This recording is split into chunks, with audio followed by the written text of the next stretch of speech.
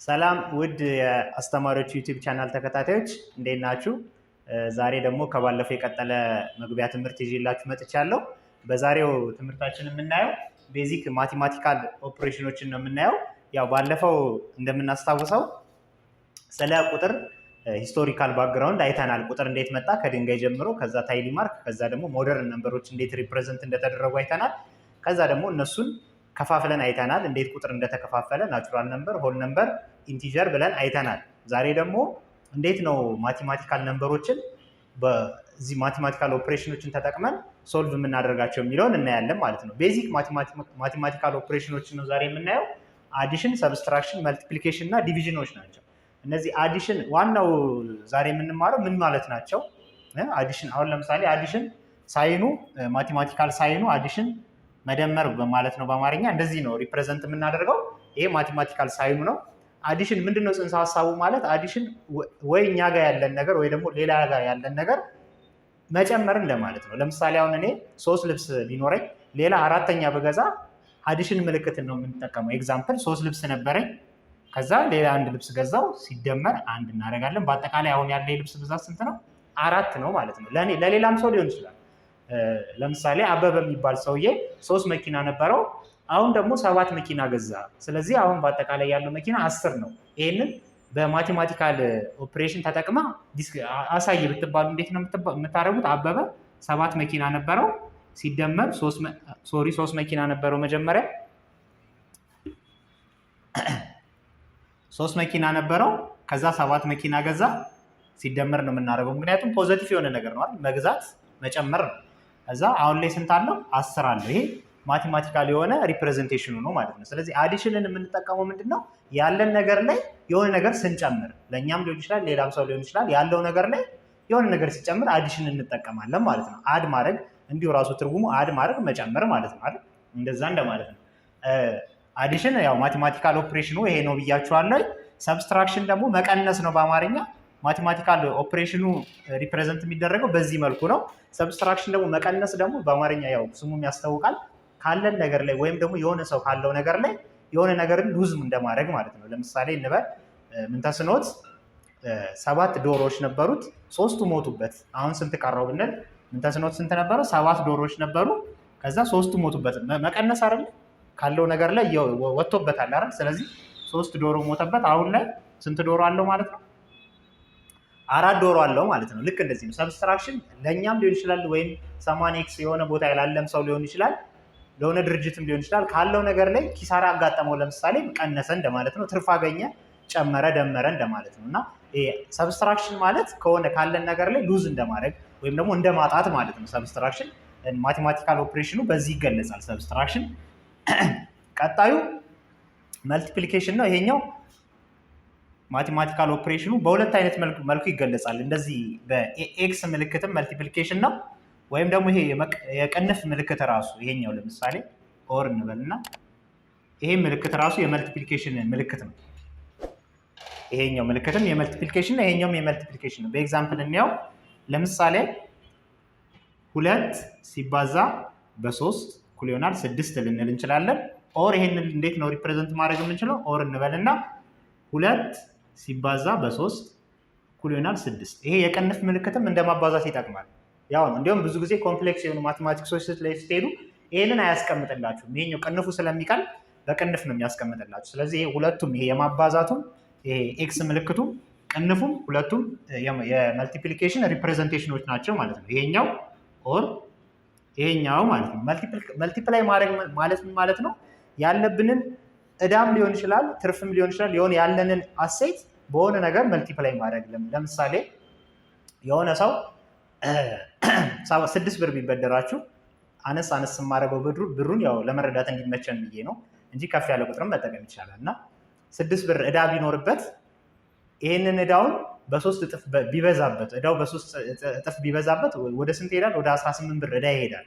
እና ማባዛት ምን ልላችሁ ፈልጌ ለፖዚቲቭ ነገርም ሊሆን ይችላል ለኔጌቲቭም ነገር ሊሆን ወይ ደግሞ የሆነ ሰው 6 ብር ባንክ ውስጥ ቢኖረው እና 3 እጥፍ ቢወልድለት 3 እጥፍ ያ 6 ብር ቢወልድለት 18 ብር ይሆናል ማለት ነው አይደል? ካለው ከነበረው ብር ጋር ደግሞ ወደ 24 ብር ይገባል። ግን ምንድነው ማባዛትን አሁን መደመርን ስንጠቀም መደመርና መቀነስ መደመር ላይ የሆነ ቫሊዩ ለእኛ አድ እያደረግን ነው፣ የሆነ ትርፍ እያመጣ ነው። መቀነስ ደግሞ ከኛ የሆነ ነገር እየሄደብን። ማባዛት ግን እንደ ሁለቱ አይደለም። ትርፍም ሊያመጣ ይችላል፣ የሆነ ሎስም ሊኖረው ይችላል። ግን ያለብንን ሎስ በሆነ አማውንት ልናበዛው እንችላለን፣ ያለንን ትርፍ ደግሞ በሆነ አማውንት ልናበዛው እንችላለን እንደማለት ነው። ስለዚህ ማባዛት ላይ ቤዚካሊ ወይ መቀነስ ወይ መጨመር አይደለም፣ ያለውን ነገር የማብዛት ነገር ነው ማለት ነው። ማባዛት ላይ ያለው ያው ማቴማቲካል ሪፕሬዘንቴሽኑ ሁለቱንም ያዙት፣ ይሄም ይሆናል። እሺ ዲቪዥን ደግሞ ማካፈል ነው። ማካፈልም ሁለት አይነት ሪፕሬዘንቴሽን አለው። አንደኛው ኖርማል የምናውቀው ትምህርት ቤት በዚህ መልኩ ነው። ኦር ደግሞ በሌላ በዚህኛው መልኩም ይቀመጣል የማካፈል ምልክት። በኤግዛምፕል እንየው። ለምሳሌ 20 ሲካፈል ለ5 ብለን ልንጽፍ እንችላለን። ስንት ነው? 4። ወይ ደግሞ ይህንኑ ራሱን እንዴት አድርገን ልንጽፍ እንችላለን? 20 ሲካፈል ለ5 እኩል ይሆናል 4። ሁለቱም ሪፕሬዘንቴሽኖች አንድ አይነት ናቸው። ስለዚህ ይሄ ኖርማል እኛ የምናውቀው ከ1 እስከ 4 ስንማር የምንጠቀመው ይሄ የማካፈል ምልክትም ይሄኛው ኦቨርም የምንለው የማካፈል ምልክት ተመሳሳይ ናቸው። ሁለቱም ማካፈልን ነው ሪፕሬዘንት የሚያደርጉልን።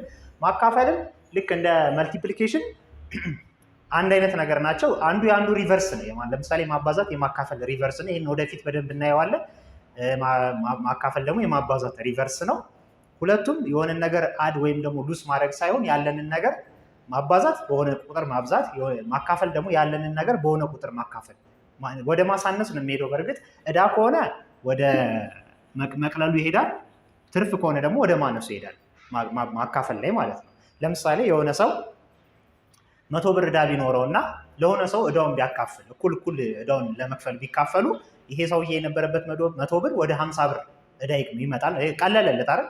ስለዚህ ማካፈል ሊያቀልልንም ይችላል ሊያበዛብንም ይችላል ለማለት ነው። ለምሳሌ ደግሞ የሆነ ካምፓኒ 100,000 ብር በአመት አተረፈ እንበልና ወይም ደግሞ ወራዊ ትርፉ 100,000 ብር ነው። በእርግጥ በአመት 100,000 ብር ማትረፍ ትንሽ ስለሆነች በወር 100,000 ብር አተረፈ ብንል ይህንን 100,000 ብር ይሄ ካምፓኒ ከድርጅቱ አባላት ጋር ቢካፈለው ብለን ብናስብ የድርጅቱ ትርፍ ከ100,000 ብር ይወርድበታል አይደል? ስለዚህ ማካፈል ትርፋችንን ሊያወርድም ይችላል ወይም ደግሞ ወጫችንን ሊቀንስልን ይችላል ማለት። ስለዚህ ማካፈልና ማባዛት ላይ ቤዚካሊ የሆነ ነገር አድ ወይም ሉስ ማድረግ ሳይሆን ማባዛት የሆነ ነገር መጨመር፣ ማካፈል ደግሞ የሆነ ነገር በሆነ ቁጥር ማካፈል ወይም ደግሞ መከፋፈል እንደማለት ነው። እንደዛ ብለን አስዩም እንድናደርገው ፈልጋለሁ። ተመልሼ ይመጣል።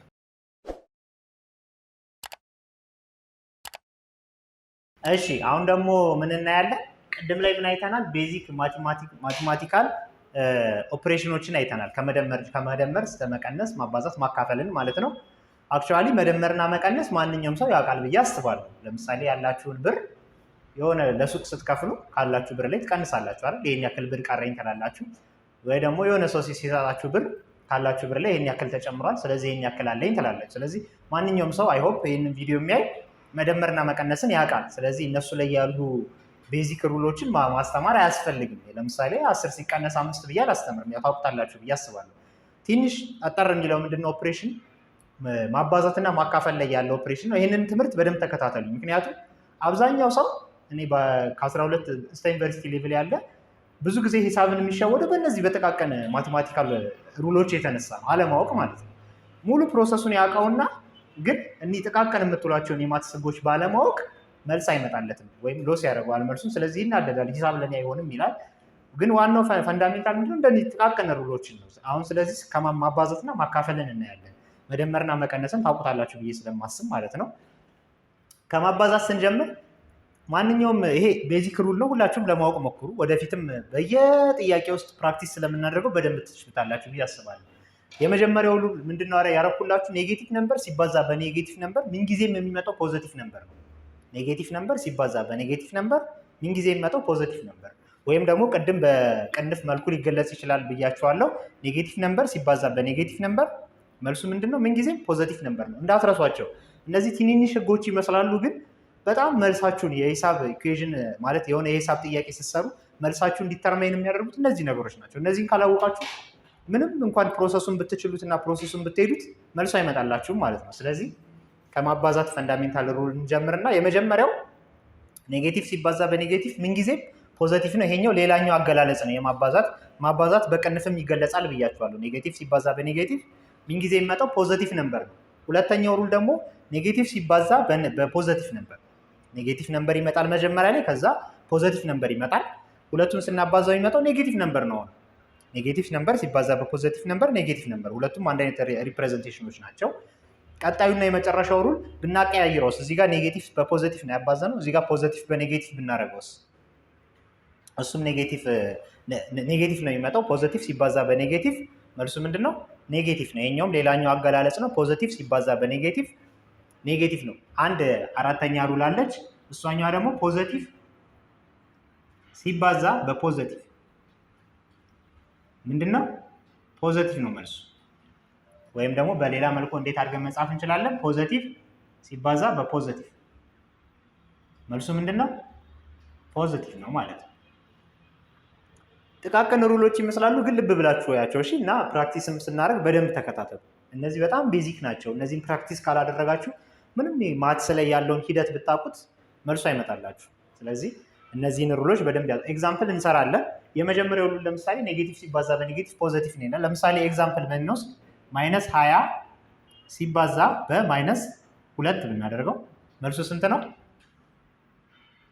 40 ፖዘቲቭ 40 ነው የሚመጣው። ወዳ ሳይሆን 40 ፖዘቲቭ ማለት ነው። ወይም ደግሞ በሌላ መልኩ አጻጻፍ እንዴት መጻፍ እንችላለን? ኔጌቲቭ 20 ሲባዛ በ2 ስንት ይመጣል? 40። ኔጌቲቭ ነምበር ሲባዛ በኔጌቲቭ ነምበር ምንጊዜ መልሱ ምንድነው? ፖዘቲቭ ነምበር እንደማለት ነው። ኔጌቲቭ ነምበር ሲባዛ በኔጌቲቭ ነምበር ፖዘቲቭ። እንዳትረሱ ይሄንን ሩል። የመጀመሪያው ሩል ይሄ ነው። ቀጣይ ሩል ደግሞ በኤግዛምፕል ብንሰራው ኔጌቲቭ ነምበር ሲባዛ በፖዘቲቭ ነምበር ነው የሚለው። ለምሳሌ ኔጌቲቭ እንበልና 25 እናድርገው ሲባዛ በ3 ስንት ነው የሚመጣው? ኔጌቲቭ 75 ይመጣል ማለት ነው። ይህንም በሌላ አጻጻፍ እንዴት መጻፍ እንችላለን? ኔጌቲቭ 25 ሲባዛ በ3 ኩሊናል ኔጌቲቭ 75 እንደዚህ አድርገን መጻፍ እንችላለን። የቀጣዩ ሩል ደግሞ ምንድነው? ፖዘቲቭ ሲባዛ በኔጌቲቭ። ያው አክቹዋሊ ቦታውን የተቀያየረው ከሁለተኛው ሩል ጋር። ስለዚህ ቦታውን አቀያየረን ብናየው ለምሳሌ 3 ሲባዛ በማይነስ 25 ስንት ነው? ማይነስ 75 ወይም ደግሞ 3 እንዴት መጻፍ እንችላለን? 3 ሲባዛ በኔጌቲቭ 25 ስንት ይመጣል? ኔጌቲቭ 75። ይሄን ይመስላል የሶስተኛው ሩል ማለት ነው። ምን ጊዜም ፖዚቲቭ ነምበር ሲባዛ በኔጌቲቭ ነምበር መልሱ ምንድነው? ኔጌቲቭ ነምበር ነው። አራተኛው ደግሞ ፖዚቲቭ ነምበር ሲባዛ በፖዚቲቭ ነምበር፣ እሱን ነው የምናየው። ፖዚቲቭ ነምበር ሲባዛ ፖዚቲቭ ነምበር ለምሳሌ 7 ሲባዛ በ7 እንውሰድ። ስንት ነው መልሱ? 49 ፖዚቲቭ 49 ወይም ደግሞ 7 ሲባዛ በ7 መልሱ ስንት ነው? 49። እነዚህን ሩሎች በደንብ ለመያዝ ሞክሩ። ይሄኛው ኤግዛምፕል 1 ነው፣ ኤግዛምፕል 2፣ ኤግዛምፕል 3፣ ኤግዛምፕል 4። እነዚህ ማትስ ላይ ያሉ የማባዛት ፈንዳሜንታል ሩሎች ናቸው። ማንኛውንም ቁጥር ስታባዙ ከነዚህ ህግ አትወጡ። ሁለቱም ቁጥር ወይ ፖዚቲቭ ነው የሚሆነው ወይ ሁለቱም ቁጥር ኔጌቲቭ ነው ወይ አንዱ ኔጌቲቭ አንዱ ፖዚቲቭ ነው። ከዚህ አይወጣም። ስለዚህ ማንኛውንም ቁጥር ስታባዙ መልሱን ዲሳይድ የምታደርጉት በእነዚህ ሩሎች ነው ማለት ነው። ኔጌቲቭ ሲባዛ በኔጌቲቭ ምንድነው የሚለውን እዚህ ጋር ተጽፏል ማለት ነው። እንቀጥላለን። አሁን ደግሞ ምን ላይ ነው የምናየው? ፈንዳሜንታል ሩል መልቲፕሊኬሽን ላይ አይተናል። ስለዚህ አሁን ደግሞ ዲቪዥን ላይ እናያለን ማለት ነው። ዲቪዥን እና መልቲፕሊኬሽን ላይ ያሉ ሩሎችን በደንብ በእናታችሁ ደጋግማችሁ ይህን ቪዲዮ እዩት። ምክንያቱም በጣም መሰረታዊ ሩሎች ናቸው። እነዚህን ሩሎች ሚስ ካደረጋችሁ መቼም ቢሆን ማቴማቲካል ኢኩዌዥኖችን መልሳቸውን አታመጧቸውም። ስለዚህ የመልቲፕሊኬሽን አይተናል። አሁን ደግሞ የዲቪዥን ላይ ያሉ አራት መሰረታዊ ሩሎችን እነዚህን በደንብ በቃ ማንኛውም ሰው ሂሳብን እንግዲህ ያስጠላኛል ምናምን የሚል ሰው አለ አይደል? ምንድነው ዋናው ምክንያት ይሄ ነው። ጥንጥዬ ሩሎችን መሳት ማለት ነው። ደስ ይላል ሂሳብ፣ ማንኛውም ሰው ሲማረው ደስ ይለዋል። ሂሳብ አብዛኛው ሰው የሚጠላበት ምክንያት ምንድነው? መልሱ አይመጣለትም። የመጨረሻ ፋይናል ሪዛልት የማይመጣው ደግሞ በእነዚህ ሩሎች የተነሳ ነው ማለት ነው። ስለዚህ ዲቪዥን ላይ ያለው ሩል ምንድነው? አንደኛው ኔጌቲቭ ሲካፈል ለኔጌቲቭ ኔጌቲቭ ነምበር በኔጌቲቭ ነምበር ካካፈልን ምንጊዜ መልሱ ምንድነው? ፖዚቲቭ ነምበር ነው ማለት ነው። ይሄኛው ሌላኛው አጻጻፍ ነው። ኔጌቲቭ ነምበር ኦቨር ኔጌቲቭ ነምበር፣ ኔጌቲቭ ሲካፈል ለኔጌቲቭ ማለት ነው። መልሱ ምንድነው? ፖዚቲቭ ነምበር ነው። ቀጣዩ ደግሞ ሁለተኛው ሩል ኔጌቲቭ ሲካፈል ለፖዚቲቭ፣ ኔጌቲቭ ነምበር ሲካፈል ለፖዚቲቭ ነምበር ምንድነው መልሱ? ምንጊዜ ኔጌቲቭ ነው ማለት ነው። ኔጌቲቭ ከላይ ይሆናል፣ ወይም ደግሞ ኑሚኔተር የምንለው ኔጌቲቭ ይሆንና ከታች ዲሚኔተሩ ፖዘቲቭ ቢሆን ሲካፈሉ ምን ጊዜ የሚመጣው ኔጌቲቭ ነው። ሶስተኛው ሩል ደግሞ ብንቀያይረውስ ላይ አሁን የዚህኛው ጋር ኔጌቲቭ ከላይ ነበር አይደል? ፖዘቲቭ ከላይ ሆኖ ኔጌቲቭ ከታች ቢሆን ፖዘቲቭ ሲካፈል ለኔጌቲቭ ወይም ደግሞ በሌላኛው አጻጻፍ ፖዘቲቭ ኦቨር ኔጌቲቭ ብናደርግ ምንድነው መልሱ? ኔጌቲቭ ነው። ምንጊዜም ይሄ መልስ እንደዛ ነው የሚመጣው ማለት ነው። ፖዘቲቭ ነምበር ሲካፈል ለፖዘቲቭ ነምበር ደግሞ ምንጊዜም ፖዘቲቭ ነምበር ነው ማለት ነው። ኤግዛምፕል ሰርተን እንያቸው እነዚህ አራቱ ሩሎች ማለት ነው። አንደኛው ምንድነው? ኔጌቲቭ ሲካፈል ለኔጌቲቭ ፖዘቲቭ ነው። ሁለተኛውስ ኔጌቲቭ ሲካፈል ለፖዘቲቭ ኔጌቲቭ ነው። ሶስተኛውስ ፖዘቲቭ ሲካፈል ለኔጌቲቭ ምንጊዜም ኔጌቲቭ ነው። አራተኛው ሩል ደግሞ ፖዘቲቭ ሲካፈል ለፖዘቲቭ ምንጊዜም መልሱ ፖዘቲቭ ነው ማለት ነው። ስለዚህ እነዚህን ሩሎች በጭንቅላታችሁ ለመያዝ በደንብ ሞክሩ። ቪዲዮውን እዩት ደጋግማችሁ። የመጀመሪያው ሩል ላይ ለምሳሌ ኤግዛምፕል እንውሰድ። ኤግዛምፕል ለምሳሌ የመጀመሪያው ሩል ላይ ምን አድርገን መውሰድ እንችላለን? ኔጌቲቭ 40 ሲካፈል ለኔጌቲቭ 5 ለምሳሌ እናድርግ። ኔጌቲቭ 40 ሲካፈል ለኔጌቲቭ 5 ስንት ነው የሚመጣው? 8 አይደል? ወይም ደግሞ ይህን እንዴት መጻፍ እንችላለን? ኔጌቲቭ 40 ሲካፈል ለኔጌቲቭ 5። ሞስትሊ ከአሁን በኋላ የምንጠቀመው የታችኛውን አይነት አጻጻፍ ነው። ይሄኛውን አይነት አጻጻፍ ብዙ ጊዜ ወደፊት ላንጠቀም እንችላለን። ስለዚህ የታችኛውን ለመልመድ ሞክሩ። ሁለቱ ምንድን ነው ይመጣው? 8። ኔጌቲቭ በኔጌቲቭ ይጣፋል። መልሱ ስንት ይመጣል? 8 ይመጣል ማለት ነው። ቀጣይ ኤግዛምፕል እንውሰድ። ኔጌቲቭ ሲካፈል ለፖዘቲቭ በራሱ ቁጥር እንውሰድ። ኔጌቲቭ ለምሳሌ ኔጌቲቭ 40 ሲካፈል ለፖዘቲቭ ነምበር 5 ስንት ይመጣል መልሱ? ኔጌቲቭ 8። እንደዚህ ነው የሚመጣው። ኦር ደግሞ በሌላ አጻጻፍ እንዴት ልንጽፈው እንችላለን? ኔጌቲቭ 40 ሲካፈል ለ5 መልሱ ስንት ነው? ኔጌቲቭ 8። ምንጊዜም ኔጌቲቭ ቁጥር ሲካፈል ለፖዘቲቭ ነምበር ምንድነው መልሱ? ኔጌቲቭ ነው ማለት ነው። ቀጣዩ ደግሞ ብንቀያይራቸውስ ፖዘቲቭ ከላይ ቢሆንና ኔጌቲቭ ከታች ቢሆን እንደማለት ነው። ፖዘቲቭ 5 ወይም ደግሞ ቁጥሩን ኔጌቲቮቹን ብቻ እንቀያይራቸው። ከላይ ያለውን ይሄ እዚህ ጋር ኔጌቲቭ 40 ነበር አይደል? 40ን ፖዘቲቭ እናድርገው ሲካፈል ለኔጌቲቭ 5 ሲካፈል ለኔጌቲቭ 5 ስንት ይመጣል? ኔጌቲቭ 8 ይመጣል ማለት ነው። በሌላ አጻጻፍ ደግሞ 40 ሲካፈል ለኔጌቲቭ 5 ስንት ይመጣል? ኔጌቲቭ 8 ይመጣል። ምን ጊዜም ፖዘቲቭ ሲካፈል ለኔጌቲቭም ሆነ ኔጌቲቭ ሲካፈል ለፖዘቲቭ መልሱ ኔጌቲቭ ነው። ኔጌቲቭ ሲካፈል ለኔጌቲቭ ደግሞ ፖዘቲቭ ነው። ፖዘቲቭ ሲካፈል ለፖዘቲቭ ደግሞ ፖዘቲቭ ነው ማለት ነው። ይሄኛው ቀላል ነው። ተመሳሳይ ሳይኖች ከሆኑ መልሱም ልክ እነሱን ነው የሚመስለው። እዚህ ጋር ለምሳሌ እዚህ ጋር ኔጌቲቭ ተመሳሳይ ሳይን ከሆኑ ኔጌቲቭ ፖዘቲቭ ከሆኑ መልሱ ምን ጊዜም ፖዘቲቭ ነው ማለት ነው። ለምሳሌ ኔጌቲቭ ሲካፈል ለኔጌቲቭ ፖዘቲቭ ነው። ፖዘቲቭ ሲካፈል ለፖዘቲቭ ፖዘቲቭ ነው። ካለበለዚያ ግን ከሁለቱ አንዱ የተለየ ከሆነ አንዱ ፖዘቲቭ አንዱ ኔጌቲቭ ከሆነ ግን መልሱ ምንድነው? ኔጌቲቭ ነው ምንጊዜም። ለምሳሌ ኔጌቲቭ ሲካፈል ለፖዘቲቭ ኔጌቲቭ ነው። ፖዘቲቭ ሲካፈል ለኔጌቲቭም ኔጌቲቭ ነው። ከሁለቱ አንዱ ሳይኑ የተለየ ከሆነ መልሱ ኔጌቲቭ ነው። ሁለቱም ተመሳሳይ ሳይን ካላቸው ደግሞ መልሱ ፖዘቲቭ ነው እንደማለት ነው። የመጨረሻውን ኤግዛምፕል እንይ። 40 ሲካፈል ለ5 መልሱ ምንድነው? 8 ነው። ፖዘቲቭ ሲካፈል ለፖዘቲቭ 8 ነው ማለት ነው። መልሱ ፖዘቲቭ 8 ነው። ኦር ደግሞ ይሄን እንዴት መጻፍ እንችላለን? 40 ሲካፈል ለ5 መልሱ ስንት ነው? 8 ነው ማለት ነው። ስለዚህ እነዚህ አራት ሩሎች መልቲፕሊኬሽንም ላይ ያሉት ዲቪዥንም ላይ ያሉት በጣም መሰረታዊ ናቸው። ደጋግማችሁ ያቸው። ወደፊትም ደግሞ ስሩ ፕራክቲስ በደንብ ታውቋቸዋላችሁ። ግን ቀላል ናቸው፣ ያን ያክል አይከብዱም። 2-3 የምታያቸው በደንብ የምትይዟቸው ነገር ናቸው። እንቀጥላለን። እሺ አሁን ደግሞ ምን እናያለን? ቅድም በነበረን እንትን ቤዚክ ማቴማቲካል ኦፕሬሽኖችን አይተናል። መደመር፣ መቀነስ፣ ማባዛት፣ ማካፈል። ከዛ ደግሞ ማባዛትና ማካፈል ላይ ስፔሻሊ ያሉ ፈንዳሜንታል ሩሎችን አይተናል። እንዴት ነው ኔጌቲቭ ነምበር ከኔጌቲቭ ነምበር የሚካፈለው፣ ፖዚቲቭ ነምበር ከኔጌቲቭ ነምበር፣ ማባዛትም ላይ ልክ እንደዛው ማለት ነው። አሁን ደግሞ ምንድነው ችግሩ? ሂሳብ ላይ የሆነ ኢኩዌሽን ሲመጣ በመደመር ወይ በመቀነስ ብቻ ይመጣል፣ ወይ ደግሞ በማባዛት ወይ በማካፈል ብቻ ይመጣል። አንድ ላይ ሆኖ ይመጡባቸዋል። መደመርም መቀነስም ማባዛትም ማካፈልም ማለት ነው። ስለዚህ እንደዚህ አይነት ኢኩዌሽኖቹን ለየትኛው ቅድሚያ ልስጥ? መጀመሪያ ልደምር ወይንስ ልቀንስ ወይንስ ላካፍል ወይንስ ላባዛ?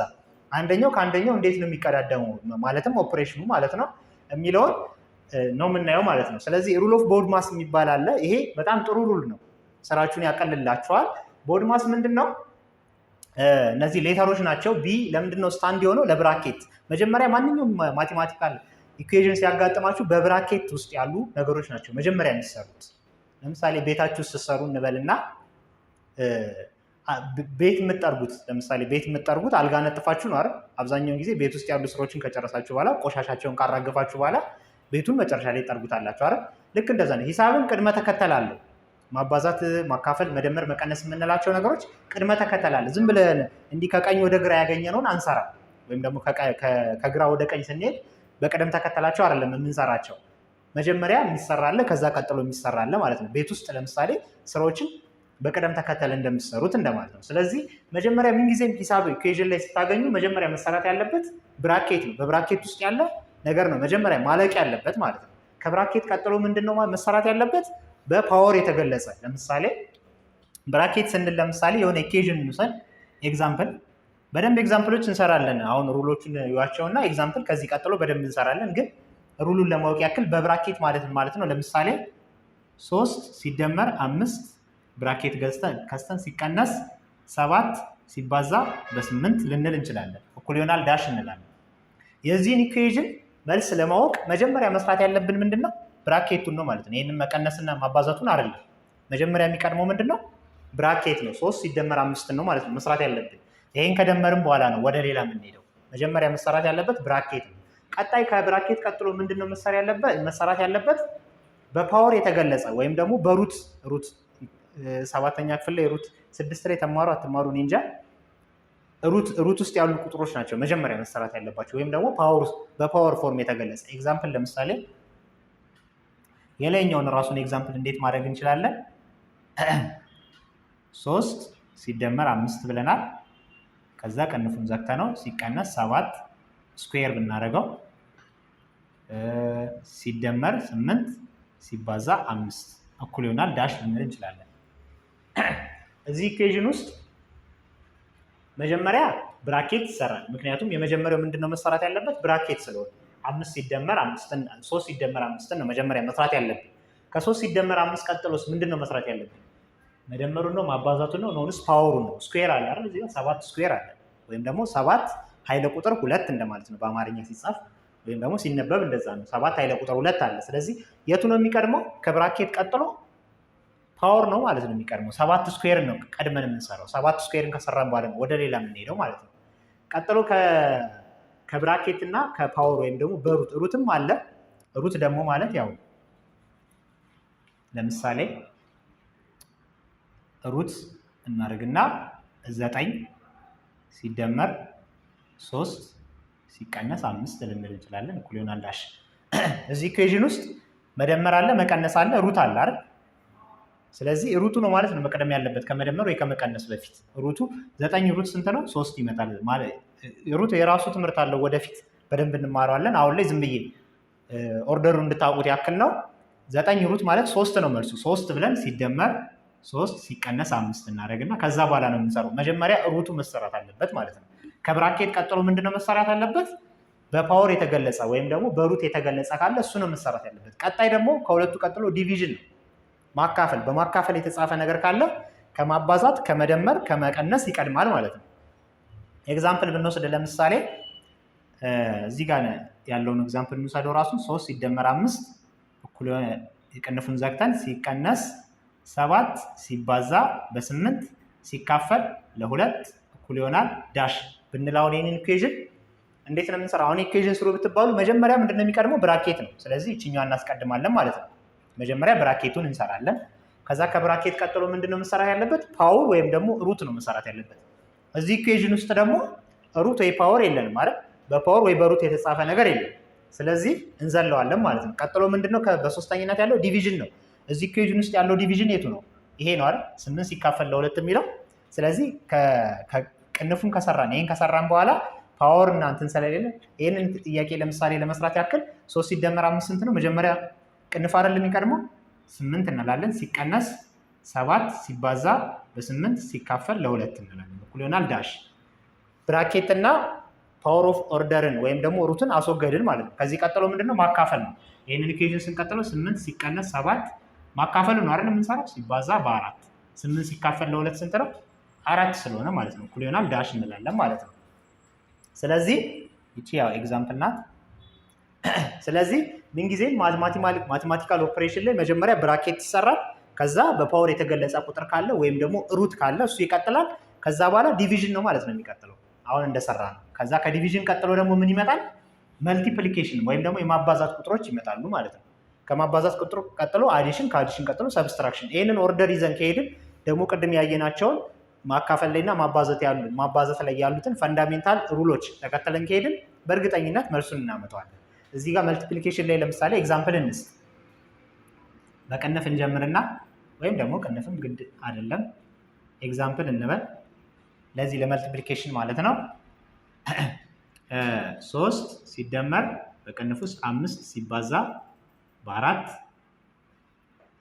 ሲቀነስ 8 ሲደመር 10 ሲካፈል ለ2 እንበል። ለምሳሌ ይሄ ኢኩዌሽን ቢመጣው እንዴት ነው የምትሰሩት? መጀመሪያ ቅንፍ ነው አይደል የሚቀድመው። አንደኛ መሰራት ያለበት ይሄ ነው። አንደኛ የሚቀድመው ይሄ ነው። ከቅንፍ ቀጥሎ ምንድን ነው የሚቀድመው? የሚቀጥለው ማካፈል። ወደ ማባዛት ስንመጣ ወይም ደግሞ ወደ መልቲፕሊኬሽን ስንመጣ ከብራኬት ከፓወር ኦፍ ኦርደር ከዲቪዥን ቀጥሎ ማባዛት ነው የሚቀጥለው። ስለዚህ ኤግዛምፕል ለምሳሌ እንዲህ 5 ሲደመር 3 ሲባዛ በ4 ሲካፈል ለ2 ሲቀነስ 8 ሲደመር 7 እኩል ይሆናል ዳሽ የሚል ጥያቄ ይመጣ። እዚህ ላይ አሁን እንዴት ነው ቅድመ ተከተል የምንሰራው? አንደኛ ምንጊዜም ብራኬት ነው አይደል የሚቀድመው። ስለዚህ ቺን ብራኬት በመጀመሪያ እንሰራታለን፣ አንደኛ ናት። ሁለተኛ ከብራኬት ቀጥሎ ፓወር እና ሩት ነው። እዚህ ጋር ፓወር እና ሩት የለንም፣ ስለዚህ እንዘላለን። ሶስተኛ ዲቪዥን ነው። ዲቪዥን የቱ ጋር ያለን? እዚች ጋር። ስለዚህ በሁለተኝነት የምንቀጥላት ይችን ነው ማለት ነው። ከቅንፉ ቀጥሎ ዲቪዥኑን እንቀጥላለን። ከዲቪዥን ቀጥሎ ምንድን ነው? አዲሽን ነው፣ መደመር ነው። ስለዚህ ይችኛዋን ነው የምንሰራት። ከዛ ሰብስትራክሽን፣ ይቺ ሶስተኛ ናት። ስለዚህ መጨረሻ ላይ የመጣውን ደግሞ እንቀንሳለን ማለት ነው። ለምሳሌ እንስራ ውስጥ ይሄንን በቅንፍ ውስጥ ያለው ይቀድማል። 5 ሲደመር 3 ስንት ነው? 8። ይሄ መጀመሪያ መሰራት አለበት። ከዚህ በመቀጠል ምንድን ነው መሰራት ያለበት? ማካፈል። 4 ሲካፈል ለ2 2 ነው። ከዛ ያሉት ደግሞ ሲቀነስ 8 ሲደመር 7 እኩል ይሆናል ዳሽ። ከዚህ ውስጥ ደግሞ የትኛው ነው መቅደም ያለበት? ከማባዛት ከመደመር ከመቀነስ ማለት ነው። ማባዛት ይቀድማል። ይችኛዋ ናት መሰራት ያለባት። 8 ሲባዛ በ2 ስንት ነው? 16 ሲቀነስ 8 ሲደመር 7 እኩል ይሆናል ዳሽ። ከዚህ እስከ መቀነስና ከመደመር የቱ ነው የሚቀድመው? አዲሽን ነው የሚቀድመው። ስለዚህ ይህንን መጀመሪያ አድ እናደርጋለን። 8 ሲደመር 7 ማለት ነው። ወይም ደግሞ ቀንሰንም ብንደምረው በእርግጥ ለውጥ የለውም፣ ግን የመደመሩን እናስቀድመው። ማይነስ 8 ሲደመር 7 ስንት ነው? ማይነስ 8 ሲደመር 7 ማይነስ 1 አይደል? 8 ብር ዕዳ አለባችሁ፣ 7 ብሩን ስትከፍሉ እንደማለት ነው። 1 ብር ዕዳ ይቀርባችኋል። ስለዚህ 16 ሲቀነስ 1 ይመጣል ማለት ነው አይደል? ስለዚህ ይሄ ስንት ይመጣል? መልሱ 15 ይመጣል በአጠቃላይ ማለት ነው። ተግባባን? በዚህ መልኩ ነው ማለት ነው የምንሰራው። ቀላል ነው አይደል? በእርግጥ ይቺ የመጨረሻው ሩል ላይ እዚች ላይ አዲሽን እና ሰብስትራክሽን ቢቀያየሩም ያን ያክል ለውጥ አያመጡም። ሌሎቹ ግን በጣም ትልቅ ለውጥ ነው የሚያመጡት። መልቲፕሊኬሽን፣ ዲቪዥን፣ ኦርደር ፓወር እና ብራኬት እነዚህም በደንብ ተጠንቀቁ። አዲሽን ላይ ግን አሁን ለምሳሌ እዚህ ጋር መጨረሻ ላይ አድ አድርገን ነው አይደል ይቀነስ ነው። መጀመሪያ አድ አድርገን ሰብስትራክት አድርገንም እንቀንሰው እንደምረው። መጀመሪያ ይሄንን አይደል የሰራ ነው ቅድም። አሁን ደግሞ ይሄኛውን እስቲ እንስራው። ከ16 ሲቀነስ 8 ስንት ነው? 8 8 ሲደመር 7 ስንት ነው? 15 ያው ነው ማለት ነው። ወይም ደግሞ በመቀነሱን ብንመጣ እዚህ ጋር ደግሞ ብንመጣ ማይነስ 8 ሲደመር 7 ማይነስ 1 16ን እናመጣለን። 16 ሲቀነስ 1 15። ስለዚህ አዲሽንና ሰብስትራክሽን ልዩነት የላቸውም ያን ያክል። ደምራችሁ ብትቀንሱም ቀንሳችሁ ብትደምሩም ተመሳሳይ ነው የሚመጣው መልሱ። ሌሎቹ ግን ልክ እንደዛ አይደለም። ፓወር ብራኬት፣ ፓወር ኦፍ ኦርደር፣ ዲቪዥን እና መልቲፕሊኬሽን ላይ በደንብ ተጠንቀቁ። ስለዚህ ከዚህ ቀጥሎ በደንብ ኢኩዌሽኖችን እንሰራለን ማለት ነው። እነዚህን ሩሎች እየተጠቀምን ከዚህ በፊት ያየነውንም ማባዛትና ማካፈል ላይ ያሉ ፈንዳሜንታል ሩሎችን እየተጠቀምን ብዙ ጥያቄዎችን እንሰራለን ማለት ነው። ዋናው ዛሬ መያዝ ያለባችሁ እነዚህን አምስቱን ቅደም ተከተሎች ነው። 1 2 3 4 5 6 ሶሪ 6ቱን ቅደም ተከተሎች ያዟቸው። መጀመሪያ ምንድነው መሰራት ያለበት? ብራኬት። ከዛ ምንድነው መሰራት ያለበት? ፓወር ኦፍ ኦርደር ወይም ሩት። ከዛ በመቀጠል ዲቪዥን፣ ከዛ በመቀጠል መልቲፕሊኬሽን፣ ከዛ በመቀጠል ሰብስትራክሽን እና አዲሽን። እነዚህ ችግር የላቸውም ብታቀያየሯቸው። ይህንም በደንብ ያዙ ማለት ነው። እሺ፣ በዛሬ ክላሳችን ምን አየን? ቤዚክ ማቴማቲካል ኦፕሬሽኖችን አየን። ከማባዛት ማካፈል፣ መደመር፣ መቀነስን ማለት ነው። 4ቱን ቤዚክ ማቴማቲካል ኦፕሬሽኖችን አየን።